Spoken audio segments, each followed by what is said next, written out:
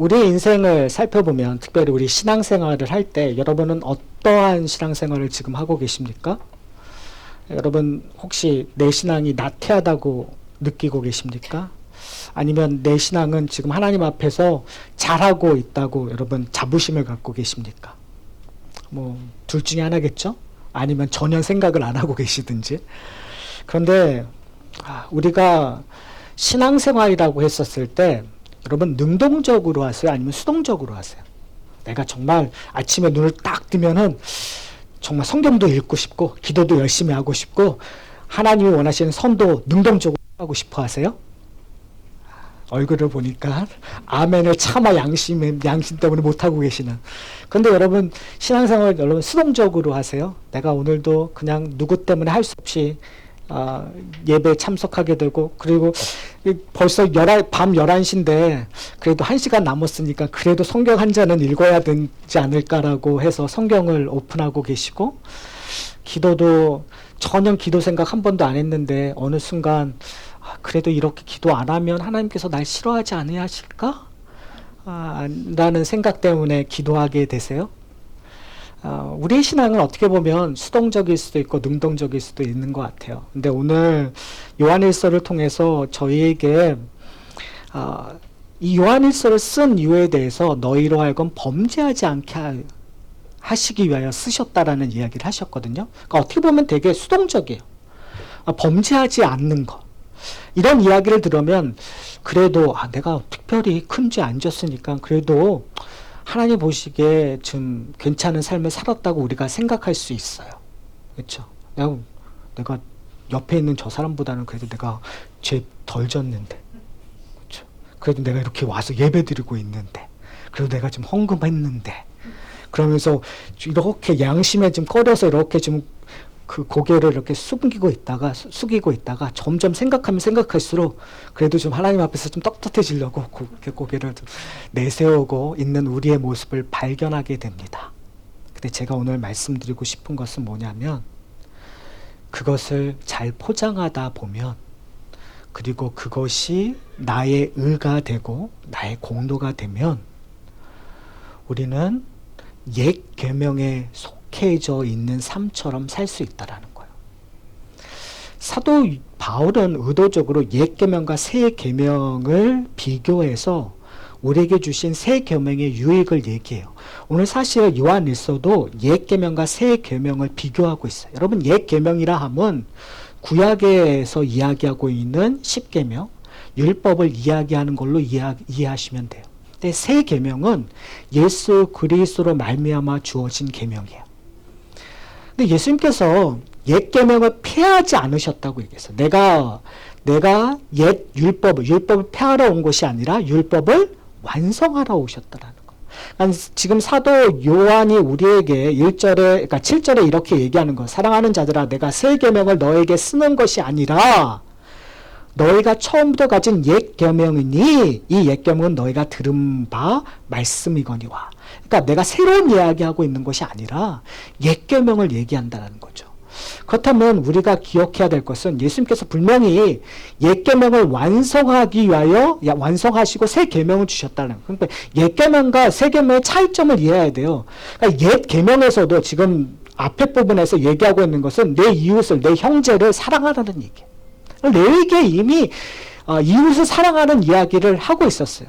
근데 지금 오늘 본문에서 새 계명이 뭐냐면 너희는 어둠에 있지 않고 어둠에 있는 자는 형제를 미워하는 자예요. 그러니까 빛에 있는 자들은 형제를 사랑하라는 거죠.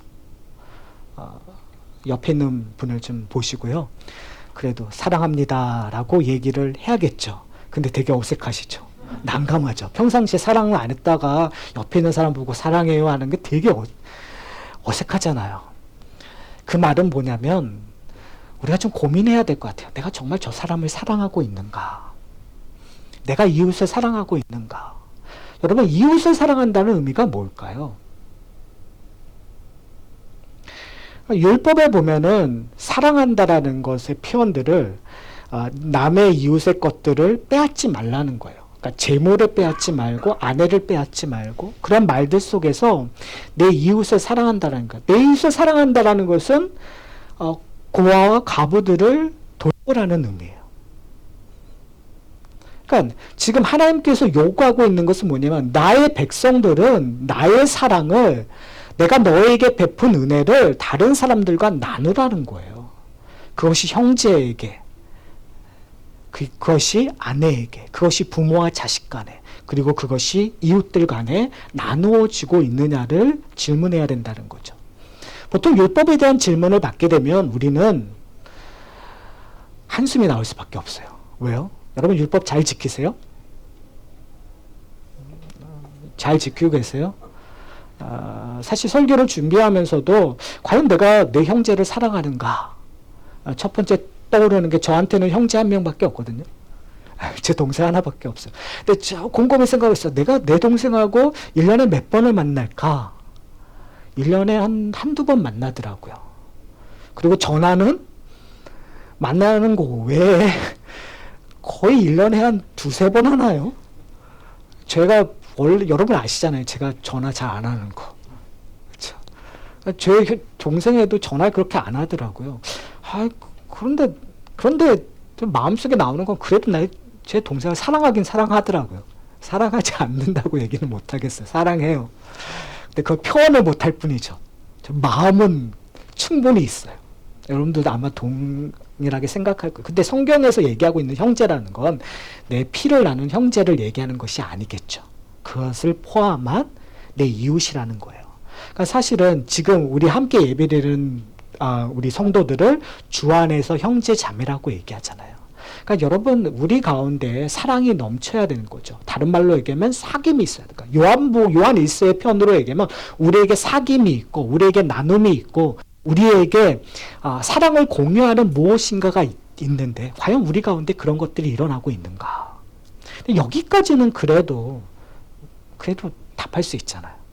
양심이 약간은 좀 고민이 되긴 하지만 그래도 우리 함께 예배드리는 분을 사랑하잖아요. 라고 얘기할 수 있어요. 그런데 나와 상관없는 사람들, 이웃들을 우리가 사랑하라는 질문이 들어오면 그렇게 쉬운 답은 아닌 것 같아요.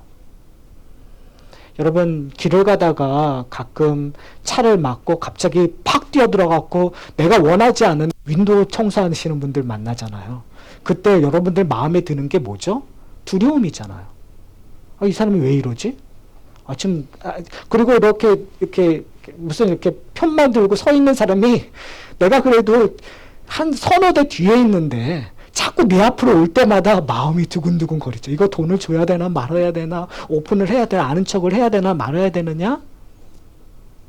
분명히 설교를 듣고 분명히 말씀 속에서 그 불쌍한 사람 도와주라는 얘기를 들었음에도 불구하고 매 순간 내가 차라리 돈이 없었으면 좋겠는데 그쵸? 돈이 있단 말이에요. 그것도 1불짜리가 없고 다른 집회들이 있었을 때 이걸 내가 줘야 되느냐 말아야 되는가의 마음에 울림이 있단 말이에요.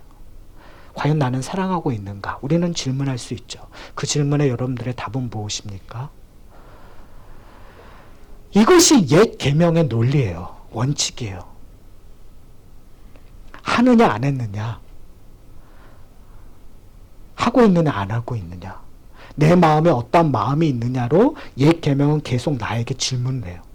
그때 우리는 결론은 질문하다 보면 질문 속에 답은요 하나밖에 나올 수밖에 없어요. 나는 하지 않고 있다. 나는 하나님의 율법을 지키지 않고 있다라는 것이 율법이 갖고 있는 원리예요. 그것이 구약의 원리예요. 근데 문제는 뭐냐면요. 내가 그것을 지키지 않고 있다는 걸 인정하는 것, 그것이 어떻게 보면은 율법이 주는 몽학성생적인 역할이라고 사도 바울이 얘기했었어요. 근데 그것보다 더 큰 잘못은 꼭 그런 사람들이 있어요. 예수님 시대 바리새인들처럼 나는 그것을 지키고 있다고 오해하고 있는 사람들. 나는 하나님 앞에 하나님이 주신 율법을 잘 지키고 있다고 오해하고 있고 그리고 그것을 나의 의로 여기고 있는 사람들의 문제점이 있어요. 그러니까 지금 율법적인 개념은 우리로 하여금 두 자리로 가게 해요. 하나는 나는 율법을 지키지 않았다는 자리로, 하나는 그래서 내가 최선을 다해서 나는 내가 생각하기에 하나님 앞에서 잘하고 있다고 하는 두 자리로 가고 있어요.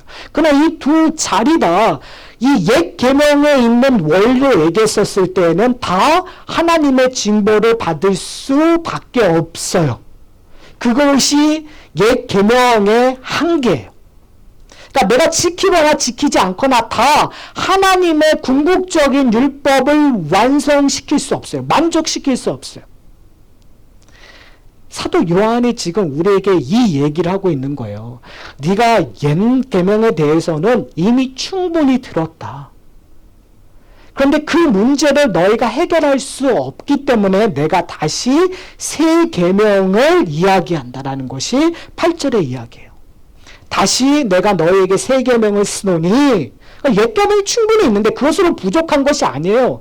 문제는 뭐냐면 율법이 부족한 것이 아니라 율법을 지키는 자가 부족한 거예요. 내가 율법을 어긴다고 인정하면 인정하는 대로 잘못이 있고요. 내가 지키고 있다고 얘기하는 순간 또 나는 무엇인가 잘못을 하고 있는 거. 그것이 율법, 옛 계명의 한계라는 거죠. 그렇다면 지금 이 사도 요한은 우리로 하여금 새 계명이 주고 있는 것들을 이야기한 거예요. 새 계명의 유익을 얘기하고 싶은 거예요. 자, 사랑하는 성도 여러분, 여러분에게 예수님이 주시는 내가 율법을 완성하게 이 땅에 오셨다라는 그 의미가 도대체 무엇인가요? 이것을 이해를 하셔야 내가 지금 예배드리고 있고 그리고 내가 하나님과의 관계를 맺고 있다라는 것이 온전히 이해할 수 있어요. 왜요? 지금 요한 일서를 통해서 끊임없이 사도 요한이 그것을 증거하고 싶거든요. 내가 들은 바, 내가 본 바, 내가 경험한 바를 내가 너에게 전하고 싶다. 내가 이것을 전하고 하나님과의 사귐이 있고 너희들 간의 사귐이 있어서, 즉 올바른 코이노니아를 통하여, 올바른 펠로십을 통하여, 올바른 교제를 통하여 궁극적으로 너희에게 누림, 그리스도인으로서 받는 복을 누리기를 원한다. 그래서 궁극적으로 기쁨의 충만함으로 말미암아 너의 삶 속에서 그리스도의 증인이 되기를 원한다고 지금 요한은 1장서부터 끊임없이 이야기하고 있는 거예요. 그래서 자꾸 빛과 어둠을 강조해요. 왜요? 그 사귐 속에서 사귐이 가능하게 된 것은 하나님의 빛이시기 때문에 그 빛이 우리에게 비춰졌을 때 그 빛을 인지하고 인식하고 깨닫는 사람은 어디에 있는 자이기 때문에, 빛 가운데 있는 자이기 때문에. 그러니까 지금 사도 요한이 우리에게 얘기하고 있는 것은 너희가 빛의 자녀이기 때문에, 빛에 있기 때문에 너희는 내 자녀라는 거예요. 하나님의 사람이라는 거예요. 그러니까 이 전제 안에 들어가고 있지 않다면 오늘 우리가 이야기하고 있는 아주 중요한 옛 계명과 새 계명을 이해를 못하게 되는 거예요. 자, 그렇다면 뭐가 중요하냐? 새 계명은 예수 그리스도로 말미암아 완성되었다라는 거예요. 이게 왜 중요할까요?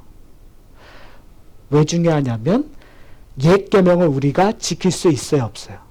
없어요. 지킬 수 있다고 얘기하는 자들도 하나님께서 그것을 의로 여기지 않는다라는 거예요.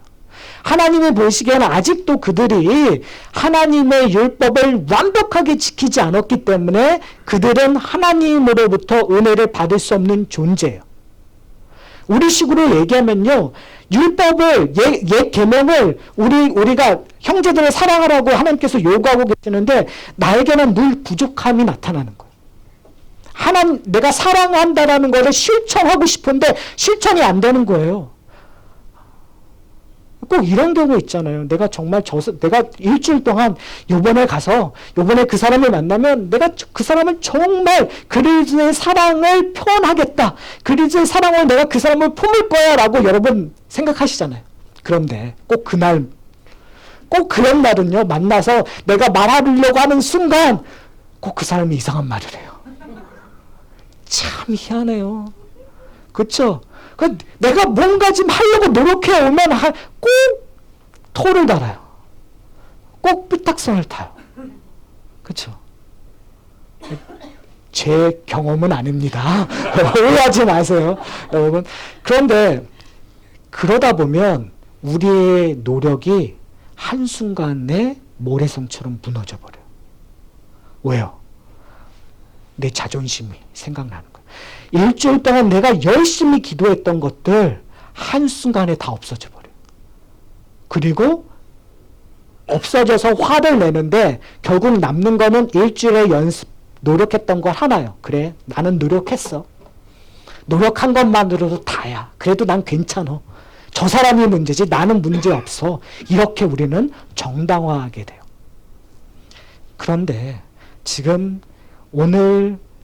사도 요한이 얘기하고 있는 것은 뭐냐면 할 수 없음에도 불구하고 새 언약, 새 계명에서는 예수 그리스도께서 하신 것 때문에 우리를 하나님께서 받아주신다는 거예요.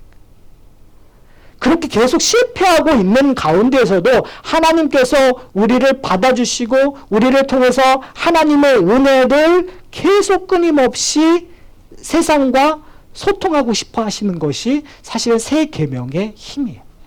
그래서요, 오늘 본문에 보면 이렇게 얘기해요. 자, 9절에 한번 볼까요? 자, 빛 가운데 있다 하면서 그 형제를 미워하는 자는 지금까지 어둠에 있는 자요. 무슨 말이잖아요. 그렇죠?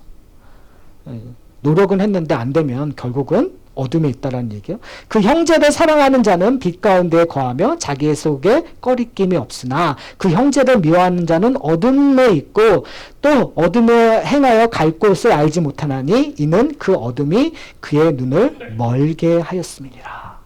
그래서 지금 끊임없이 빛과 어둠을 얘기해요. 그러니까 우리로 하여금 너는 어디에 속했느냐? 빛에 속했느냐? 어둠에 속했느냐? 그 빛과 어둠에 속해 있는 것을 결과론적으로 우리에게 원하는 거예요. 사랑하느냐? 사랑하지 않느냐? 그러니까 이때마다 우리 계속 지난주도 얘기했잖아요. 의인인가 죄인인가라는 그 혼돈 속에서 사는 것과 내가 빛에 있나 어둠에 있는가의 그 혼돈 속에서 사는 거예요. 왜요? 그 잣대가 다 누구를 향해서 있으니까요. 내 행위에 근거해서 내가 의인이 되기도 하고 죄인이 되기도 하고 내 행위에 의해서 내가 빛에 거하기도 하고 어둠에 거하기도 해요. 그것은 옛 계명의 논리라는 거예요. 근데 새 계명을 줬는데 그 새 계명의 논리는 그 다음서부터 얘기하고 있어요. 자, 그 다음에 자녀들아, 아비들아, 청년들아라는 단어들이 나와요.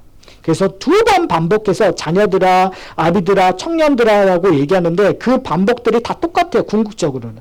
그것이 뭐냐면 첫 번째, 자녀들에게는 내 죄가 사하여졌다고 얘기를 해요. 그러니까 그것이 12절에 있고요. 14절에 보면 그러니까 12절에 있고요. 그 다음에 이제 아비들아 얘기하면서 뭐라고 얘기하죠? 태초부터 계신 일을 알았다고 얘기하고요. 그 다음에 청년들아 얘기하면서 너희가 악을 이겼다고 얘기해요. 그러니까 지금 그 자녀들아, 아비들아, 청년들아 이것을 어떤 신학자들은 이것을 그냥 정말 문자적으로 우리 육체의 근거에서 청년과 아비들이라고 이야기하는 것이 아니라 영적인 상태의 근거에서 이야기한다고 얘기해요. 근데 그것이 맞을 수도 있지만 사실은 약간 애매모호해요.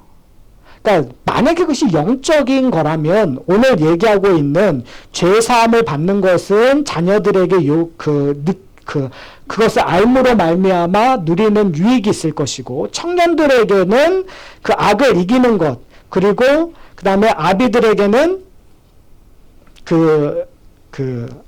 태초서부터 계신 하나님이 주시는 것들에 대한 유익들 이것들이 어떻게 보면은 좀 더 단계적으로 좀 아는 것들의 풍요로움의 차이점이 있어야 되잖아요. 그러니까 그걸 억지로 맞출 수는 있을 것 같아요.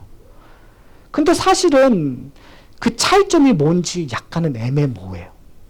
그래서 중요한 것은 그것이 아니라 지금 여기서 얘기하고 있는 모든 제너레이션이 궁극적으로 이것을 깨달음으로 말미암아 얻어지는 유익이 무엇인가를 좀 저희가 기억해야 될 것 같아요. 자, 한번 보세요. 사함을 받고 하나님을 알고 악을 이겼다라는 것은 뭘 얘기하고 있는 걸까요? 이것은 하나님의 자녀가 된 사람들에게 주어지는 거라는 거예요.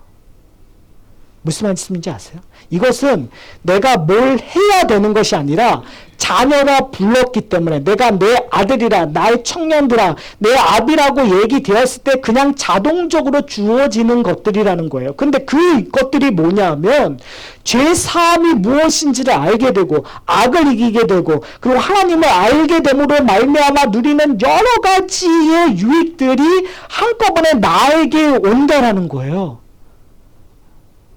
그게 어떤 의미가 있을까요? 그것이 도대체 무슨 상관이 있었을까요? 저는 이것이 엄청난 차이라고 생각해요. 왜요?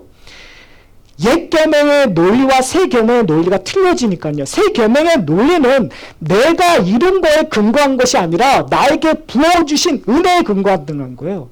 하나님이 이루어주신 은혜에 근거한다는 거예요. 뭐냐면 하나님께서 나에게 죄 사함을 주신 거에 근거하여 새 계명이 움직여진다는 거예요.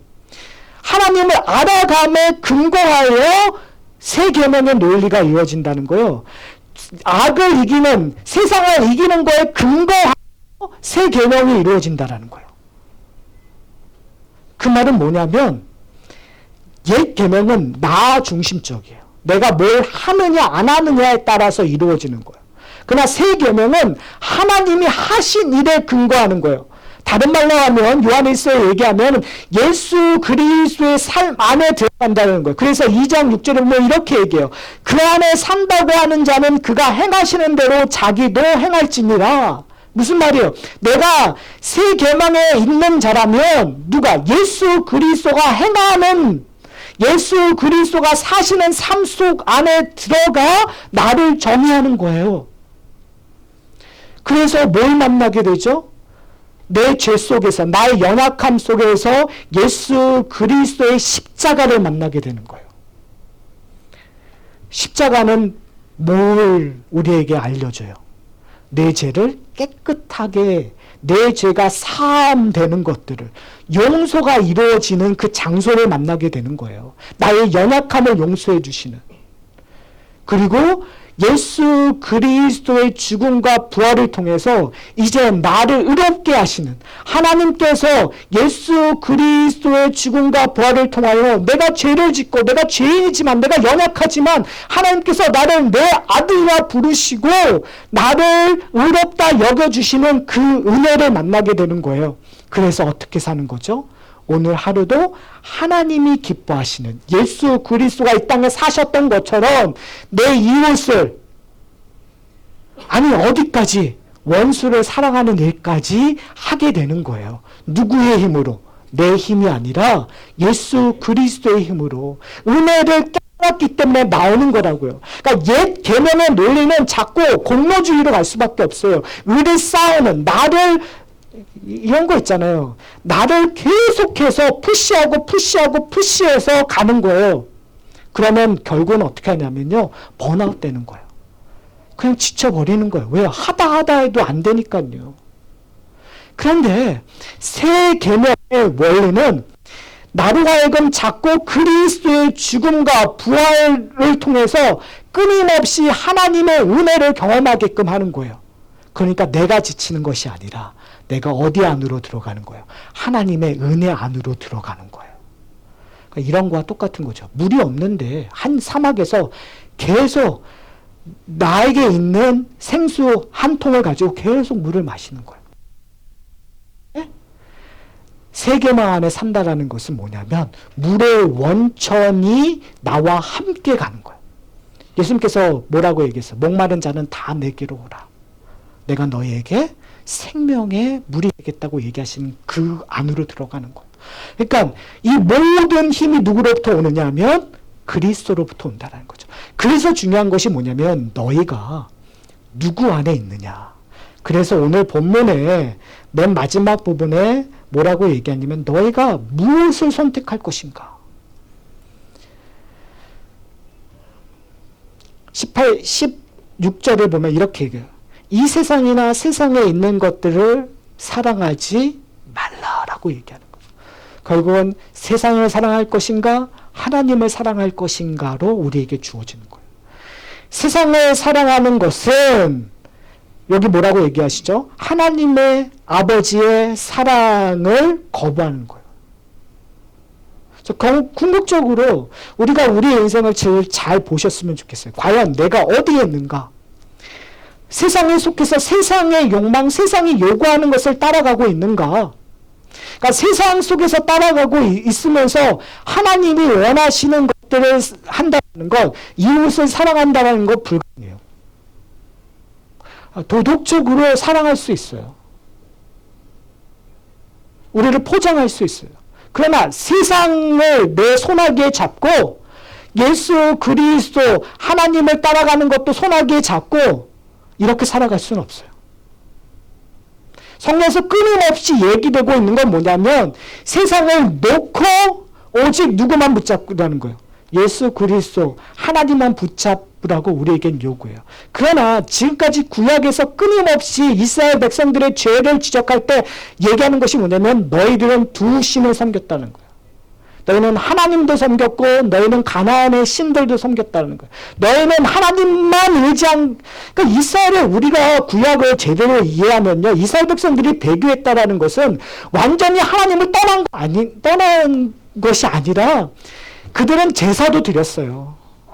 예루살렘 성전에 가서 기도도 했어요. 다 종교적인 것 했어요. 그러나 그것 외에 이방인의 신들을 쫓아갔었던 거예요. 하나님을 의지하기도 했지만 애굽을 의지했었고 아수르를 의지했었고 바벨론을 의지했었어요. 그러니까 우리식으로 얘기하면 교회에서 예배 드리기도 했지만 세상의 돈도 의지했었던 거예요. 하나님만 의지했긴 했지만 내 자식을 의지했었던 거예요. 하나님만 사랑한 것이 아니라 그냥 내 욕정, 내 정욕, 내 욕망을 따라서 이 세상을 살아갔었던 거예요. 지금 사도 요한이 우리에게 요구되는 것은 뭐냐면 너희가 새 계명을 지키기 위해서는 누구를 따르라고요? 하나님을 따르라는 거예요. 여러분 이게 되게 어려운 것처럼 들릴 수 있어요. 어떻게 보면 이게 되게 추상적인 걸로 들릴 수 있어요. 어떻게 보면 이건 세상 물정 모르는 목사나 할 얘기라고 여러분 얘기할 수 있어요. 제가 항상 이제 성경 공부를 하거나 그리고 설교를 하면서 제가 목회적인 좌절감을, 절망감을 느낄 때가 어느 때냐면 그냥 좀 솔직하게 말씀드릴게요. 정말 오랫동안 하나님의 복이 무엇인지, 하나님과 함께하는 것이 어떤 의미인지에 대해서 성경을 통해서 정말 오랫동안 설명을 했는데, 그리고 성경 공부를 했는데 고백하는 것들이 그래도 뭐니 해도 머니가 최고죠. 그래도 내가 세상에서 대접받는 게 최고죠. 그래도 지금 내가 교회든 세상이든 내가 존경받고 내가 우대받는 것이 최고죠 라고 얘기할 때 저는 절망감을 느껴요. 근데 여러분, 근데 이것은 정말 심각한 문제예요. 왜요?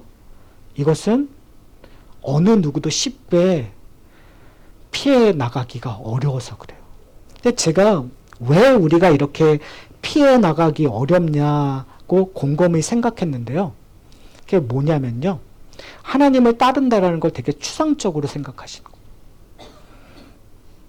그러니까 하나님의 말씀들은 지금 우리가 얘기되고 있는 것들은 그냥 추상적이고 그냥 교회 안에서만 이루어지는 거라고 생각해요. 그러니까 왜 추상적이냐고 제가 생각했으니까 이것은 거의 퍼펙트한 세상에서만 그냥 우리가 생각하는 종교적인 개념에서만 이루어질 거라고 생각하기 때문에 그렇다고 저는 생각해요. 그렇게 우리가 정의해서 제가 내린 결과는 우리가 예수 그리스도와 함께 한다는 것, 하나님과 함께 한다는 것들을 너무 크게 생각하고 있다라고 생각해요. 내가 이것은 내가 내 모든 것을 버리고 해야 되는 거라고 우리는 오해하는 것 같아요. 그러니까 무슨 말이냐면요. 아예 이것은 내가 할 수 없고 내가 이룰 수 없는 거기 때문에 그냥 머리로만 인정하고 내 삶 속에서 실질적으로 한 발자국도 딛지 않았기 때문에 이루어지는 일이에요. 다른 말로 얘기하면 성과 속이 완전히 구별된 거였어요. 교회 생활과 세상이 완전히 구별되었었던 거예요. 교회에서 얘기하고 있는 언어, 교회에서 행동하고 있는 것과 세상에서 하고 있는 것과 완전히 별개의 문제였기 때문에 이런 일이 일어나는 거예요.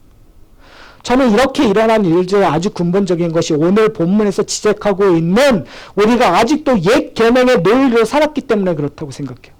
옛 계명의 논리는 교회 안에서 그냥 그러니까 교회 안에서 내 신앙적인 거 안에서만 열심히 하고 세상에서는 마음대로 살고 그런 원칙으로 살았기 때문에 이러한 결과가 나온다고요. 새 계명의 논리는요. 성과 속이 함께 되는 거예요. 왜 함께 되는지 아세요? 은혜가 끌고 가기 때문에 그래요. 율법에서 옛 계명에서는요. 내가 조그만 죄라도 내가 심판받기 때문에 하나님에게 내가 99를 만족시켜도 1%가 부족하면 내가 하나님의 저주를 피할 수 없기 때문에 나를 포장할 수밖에 없어요. 그러니까 그곳에는 은혜가 들어갈 길이 은혜가 원래 원칙은 은혜를 보기 위하여 은혜 안으로 들어가기 위해서 장치한 건데 우리는 우리의 죄성 때문에 그것을 하나도 인식하지 않고 자꾸 행위 원리 우리가 이러잖아요. 여러분 완벽주의자들의 문제가 뭔지 아세요? 열심히 하다가 하나만 삐끗하면 아예 안 해버려요. 교회 생활도 우린 그렇게 해요. 열심히 하다가 하나만 삐끗하면 아예 안 해버려요. 그리고 우리가 서로 저 사람은 하나만 삐끗해서 안 할 때 우리는 그 사람을 지적하고 비판하고 정죄해요. 그러니까요, 교회 생활하다 보면 비판받고 정죄하는 걸 듣지 않기 위해서 일부러 억지로 짜낼 수밖에 없어요. 그러니까 신앙이라는 건 결국은 억지로 짜내서 열심을 내는 것만 우리는 인식해와서 살아왔어요. 그러니까 결국은 용서가 기반이 됩니다. 분명히 하나님이 우리를 죄를 용서하셨다는 것을 머리는 아는데 우리 가운데 그것이 하나도 행해지지 않았었던 거예요. 왜요? 우리가 서로 정죄만 하니까. 우리가 서로 용서받는 것들을 한 번도 경험하지 않았기 때문에 회개하기 힘든 거예요. 교회 안에서 성도들끼리. 우리는 늘 정죄하는. 그런데 지금 새 계명의 요한이 우리에게 요구하고 있는 것은 뭐냐면 새 계명의 논리는 은혜에 근반한다는 거예요. 은혜에 근거한다는 거예요. 내가 할 수 없는 일을 누가 하셨기 때문에 예수 그리스도가 하셨기 때문에 내가 이룰 수 없는 것을 예수 그리스도를 말미암아 이루어졌기 때문에 승리가 보장되었기 때문에 내 죄가 사해졌기 때문에 하나님을 아는 일들이 매 순간순간 풍성하기 때문에 너희는 뭐하라고요? 형제를 사랑하라는 거예요. 그러면 이 차이를 여러분 아셔야 돼요. 내가 형제를 사랑할 수 있어서 사랑하는 것이 아니라 사랑할 수 없는데 하나님께서 해주셨기 때문에 그것을 하는 거예요. 그렇다면 우리가 하는 삶은 한 번에 이루어지는 것이 아니라는 거예요. 참 이게 아이러니컬한데요. 하나님께서 한 번에 이루어주셨다고 얘기하는 거예요. 그런데 그거를 어디서 내 안에서 그리스도 안에서 조금씩 맛보기를 원하시는 거예요. 이것이 새 계명의 원리예요. 옛 계명의 원리는 뭔지 아세요? 내가 했다고 하는데 영원히 할 수 없는 거예요. 내가 요거 했어요. 좀 했어요 하는데 실상 하나님 보시기에 하나도 안 한 거예요. 행위적인 원리예요. 근데 지금 사랑하는 하나님께서 우리를 부르시는 거예요. 제발 내 안에서 그리스도 안에서 은혜를 경험함으로 말미암아 뭐하라고요? 사랑하라는 거예요. 그러니까 실패가 용인될까요? 안 될까요? 용인돼요. 실패하셔도 돼요. 아까 제가 얘기했던 것처럼 정말 일주일 동안 내가 열심히 기도하고 저 사람 사랑하는 말 하겠어요. 저 사람 내가 오늘 품을게요 라고 왔어요. 그런데 삐딱서 하는 걸 보고 내가 욱할 수 있어요. 아니 욱해야죠. 솔직히. 인간인가 어떻게 욱 안 하겠어요. 내가 그렇게 열심히 하고 왔는데 그런데 그 욱하고 하면서 돌아갈 때 내가 뭘 바라보는 거예요? 하나님의 은혜를 바라보는 거예요. 내가 하나님의 삐딱선 탔을 때 하나님께서는 어떻게 해요? 끊임없이 용서해 주셨으니까. 예수 그리스도를 보내주셨으니까. 예수 그리스도를 날 사랑하셨다는 것을 십자가에서 증거하셨으니까. 내가 오늘 이번 주도 어떻게 해요? 또 다시 저 사람 내가 사랑하게끔 기도하는 거죠. 근데 여러분, 그 다음 주에 될까요? 안 될까요? 오해하지 마세요. 그 다음 주에 잘 될 거라고. 그것은 우리가 평생 가는 거예요. 평생 가는 거예요. 여러분, 우리 그거 뭐 다른 데서 볼 수 필요 있나요? 부부와 관계에서 볼 수 있잖아요. 평생 가는 거 아닌가요? 사랑하기를 평생 하는 거죠. 한 번에 됐으면, 저는 한 번에 될 거라고 생각했었던 것 같아요. 제 결혼 초창기에는. 그런데 안 돼요. 우리가 서로 사랑하는 건 내 인생을 걸고 평생 사랑하는 거예요. 평생 사랑해도 누구 도움 없이는, 그리스도의 도움 없이는 할 수 없는 거. 자, 그렇다면 자식 간의 관계는 어떨까요? 부부 간의 관계도 그런데 내 자식 간의 관계는 어떨까요? 그렇다면 우리 성도들 간의 관계는 어떨까요? 여러분, 우리 사랑하는 사람만 사랑하고 싶잖아요. 아니, 내 아내니까 더 사랑하고 싶은 거 아니에요? 아니, 내 딸이고 내 아들이니까 더 사랑하고 싶은 거잖아요. 사랑하는 사람, 내 마음에 들고 나한테 잘해주는 사람에게 사랑하는 거, 여러분, 그거 쉽잖아요. 근데 여러분, 쉽다고 생각하는 순간 문제가 생기는 게 뭐냐면 그것이 언제든지 틀어질 수 있다는 거예요. 그리고 언제든지 불만족으로 변할 수 있다는 거예요. 그런데 지금 그때 우리가 어디로 들어가야 된다고요? 그리스도의 은혜로 들어가야 된다. 하나님의 용서하심, 하나님의 인내하심 안으로 들어가는 거예요. 그때 내가 좀 불편한 성도들에게도 내 마음을 열어놓을 수 있는 거예요. 그들이 나를 불편하게 만들고 그들이 내 말을 듣지 않고 나를 인정하지 않아도 누가 나를 인정하고 나를 편안하게 하고 나로 하여금 사랑을 깨닫게 하니까. 만약에 여러분 여기까지 갔다면 우리는 한 걸음 더 나아갈 수 있어요. 우리와 아무 상관없는 내 이웃들에게, 그리고 심지어 나의 원수들에게까지 나갈 수 있는 거예요. 근데 문제는 뭐냐면요, 이런 경험들, 제가 요한에서 처음 설교를 시작했었을 때 제가 예를 들었던 이야기 여러분 기억나세요? 도스토옙스키가 얘기했었던 사랑이라는 걸 얘기했었을 때 우리는 항상 인류의 원수를 사랑한다는 얘기를 우리 쉽게 얘기해요. 왜요? 나하고 상관없는 일일 때가 많으니까요. 내가 머릿속으로 그릴 수 있는 얘기니까요. 근데 우리의 사랑은 실천적인 사랑서부터 시작되어야 된다는 거. 결국은 어디서부터 시작되냐면 부부간의 사랑서부터 시작이 돼요. 내 자녀들과의 사랑서부터 시작돼요. 여러분, 내 아내를 사랑하고 내 아들과 딸을 사랑하지 않는다면 우리 성도들 사랑할 수 없어요. 내가 내 아내를 그리스도가 교회를 사랑한 것처럼 사랑하지 않는다면 내 자식을 사랑할 수 없어요. 내 자식을 사랑을 제대로 못하면요, 여러분을 잘 대해주는 성도를 사랑할 수가 없어요.